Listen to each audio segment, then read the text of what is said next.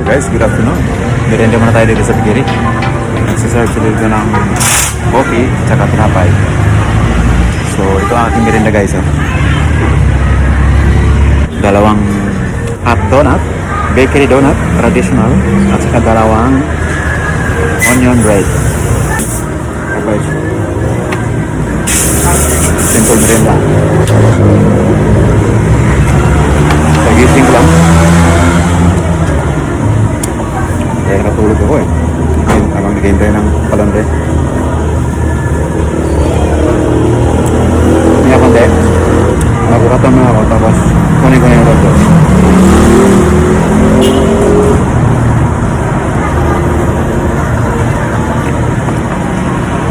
Siyempre merinda mo na. Wala mo diri.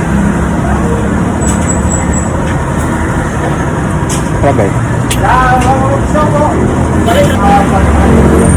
Ito ang donut na traditional. Sabi kaya rin nag-umpisa ito eh.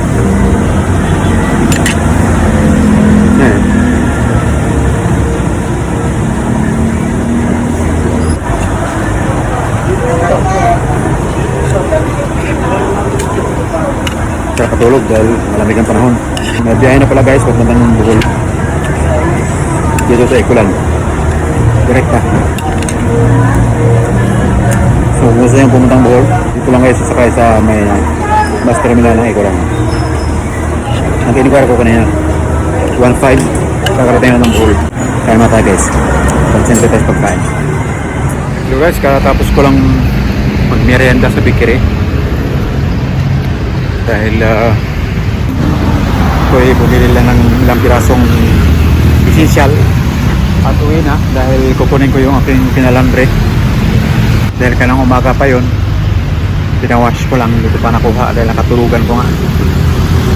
So nagwakaton muna ako dito sa Sandawa, Phuket Island dahil maganda magwakaton dito para magkaroon ng physically fit ang ating katawan.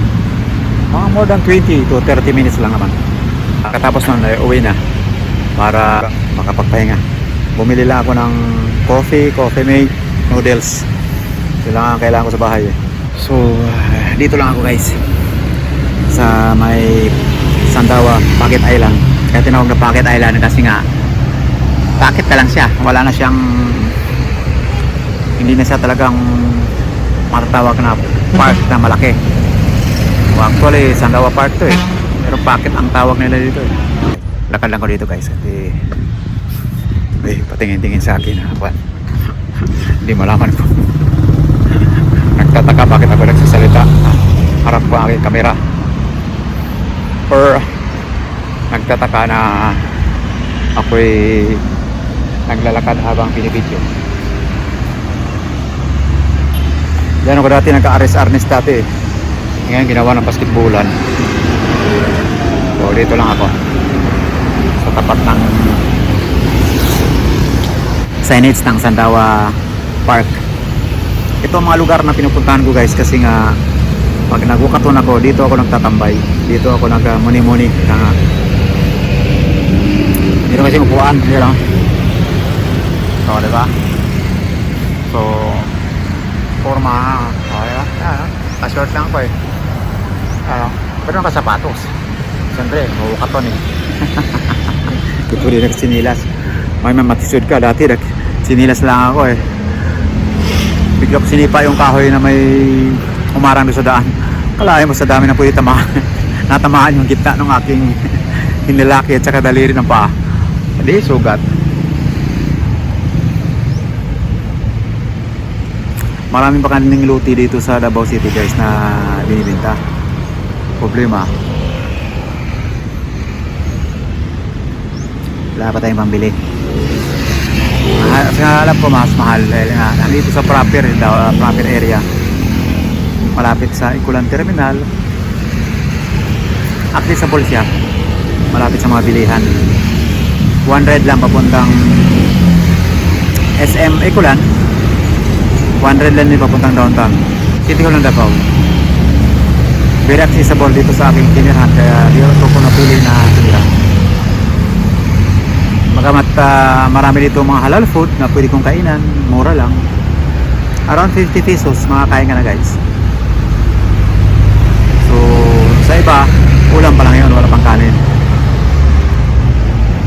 So ganun guys, kamura dito.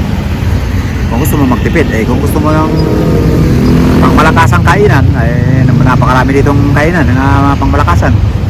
Meron ditong Chowking, Jollibee, 7-Eleven.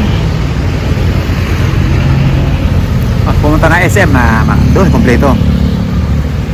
Mga restaurant malalaki, mga kainan malalaki. Pero dito sa area ko, Jollibee lang ang pinakamalapit dito. Wala nga McDonald's dito eh. Hindi sila nakatayo, wala ng area ang matayuan eh.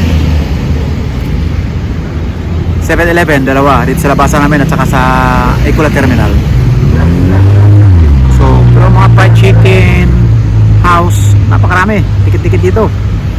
Laundry house, napakarami. Bakery, lalo na bakery. Sa looban namin, 3 bakery. Kaso lang hindi sila nagsiserve ng lamisa o hindi sila nagsiserve ng coffee. Yung pwede ka kumain. Dito sa labasan, nagsiserve sila. Meron silang mga lamisa, upuan para talaga sa mga bypasser na humihinto at kumakain. Lalo yung mga jeep, tricycle, habal-habal driver, taxi driver, mga ganyan. Dito sa looban, maliliit lang kasi mga bakery. Maganda sa labasan kumain, saan marami kang pipili ang mga dumadaan. Habang kumakain ka ng traditional donut or pudding cake, marami kang makikita ang mga dumadaan, mga taxi, mga sasakyan, jeep,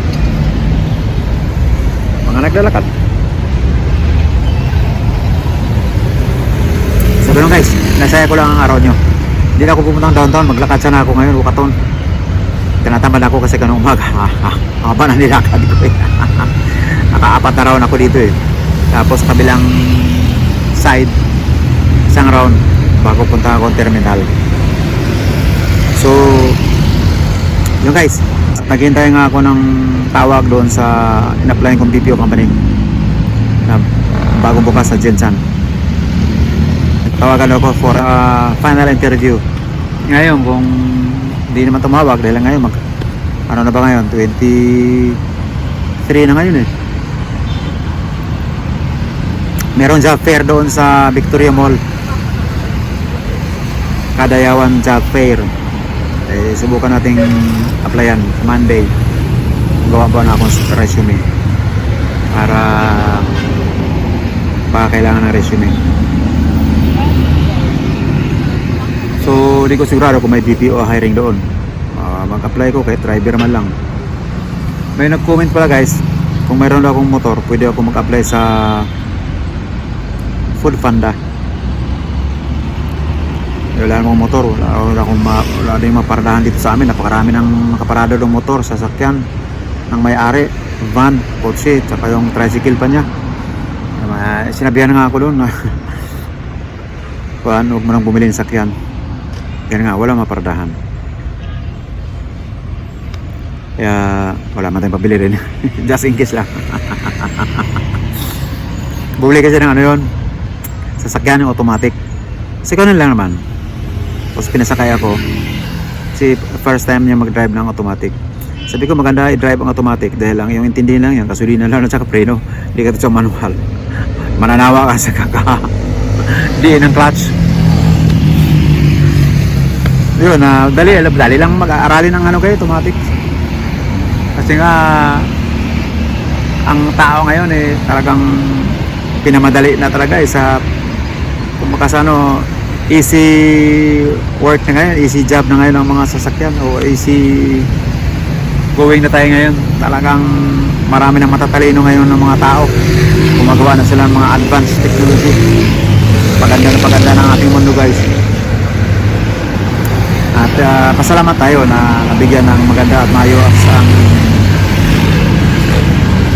kalikasan nga ang mundo ng ganyan. Tulad ng araw, wala namang mobile, di ba? Ang hirap mag-communicate. So patalino ng tao. So lang yung iba, hindi na kumikilala kung sino ang may gawa sa atin o sino ang lumikha sa atin. Kahit naman matalino sila, kailangan kumikilala naman sila ng may gawa sa atin. So yun lang muna ang vlog ko sa araw na ito na yun. Mag-like kayo, mag-share at mag-subscribe sa akin channel, Big Time All TV. Yes!